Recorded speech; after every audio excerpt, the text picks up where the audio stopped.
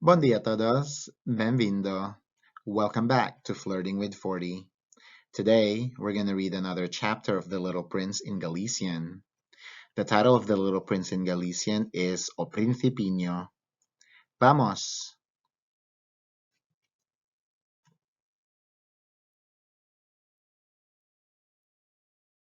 Capítulo 2. Deste xeito vivin só, sen ninguén con quen poder falar verdadeiramente, ata que tiven unha avaría hai 6 anos no deserto do Sahara. Derramarase algo no meu motor, e como non levaba comigo nin mecánico nin pasaxeiros, prepareime para facer, eu soiño, unha reparación difícil. Para mí era cuestión de vida ou morte. Apenas tiña auga para beber durante 8 días. A primeira noite dormín sobre da area, a 1000 millas de distancia do lugar habitado máis próximo. Estaba ben máis ilhado que un náufrago dunha balsa no medio do océano. Imaginade, entón, a miña sorpresa cando, ao romper do día, desapertoume unha graciosa vociña que dicía: «Por favor, píntame un año». Píntame un año. Peguei un brinco como se me ferisse un raio. Resfreguei os ollos. Mirei ben arredor de mí e vi un rapaciño extraordinario que me oliaba gravemente. Velaí tédelo mellor retrato máis adiante que conseguín facer del. Pero o meu debuxo, estou seguro, é moito menos engaiolante como modelo. A culpa non é miña. As persoas maiores desalentáronme da miña carreira de pintor cando eu tiña 6 anos e aínda non aprendera a facer máis que as boas pechadas e as boas abertas. Contemplei esta aparición cos ollos redondos polo abraio. Non vos esquezades de que me atopaba a 1000 millas de distancia do lugar habitado máis próximo.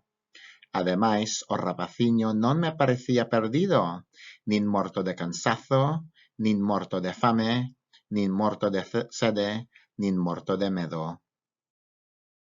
De ningunha maneira parecía un neno perdido no medio do deserto, a 1000 millas de distancia do lugar habitado máis próximo.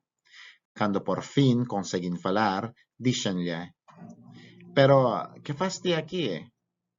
El repetiu entón docemente, como se se tratase dunha cousa moi importante: «Por favor, píntame un año». Cando o misterio é demasiado impresionante, non se atreve un a desobedecer. Por moi absurdo que aquilo me parecese, a 1000 millas do lugar habitado máis próximo e en perigo de morte, saquei do meu peto unha folla de papel e unha pluma estilográfica. Recordei entón que eu estudiara, sobre todo, xeografía, historia, cálculo e gramática. E xa cun pouco de mal humor díxenle ao rapaciño que eu non sabía debuxar.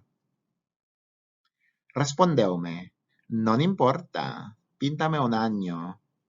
Como nunca debuxara un año, pinteille un dos debuxos que era capaz de facer, o da boa pechada, e quedei abraiado cando lle oín dicir: «Non, non, eu non quero un elefante dentro dunha boa. Unha boa é moi perigosa e un elefante é demasiado embarazoso.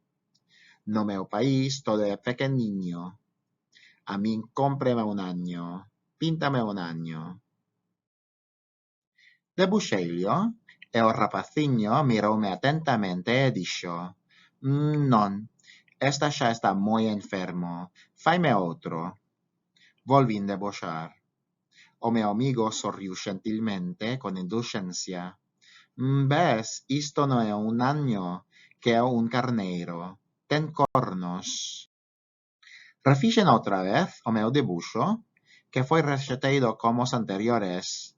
«Este es demasiado vello, eu quero un año que viva moito tempo». Perdendo a paciencia e con ganas de empezar a desmontar o motor, esborranchei un novo debuxo. E díxenlle: «Esta es a caixa. O año que ti queres está dentro». Com uma grande surpresa para mim, o rosto do meu novo juiz iluminou-se. Assim é o que eu queria. Pensas que faz falha muita erva para este ano? Por quê?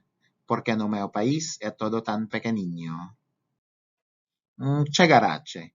O ano que te dei é muito pequeno. Inclinou-se sobre o debuxo e disse: Não é tão pequeno, mira, quedou dormido. E assim foi como conheci o Principinho. Gracias por ter lido comigo hoje e vémonos a próxima. Tchau, tchau.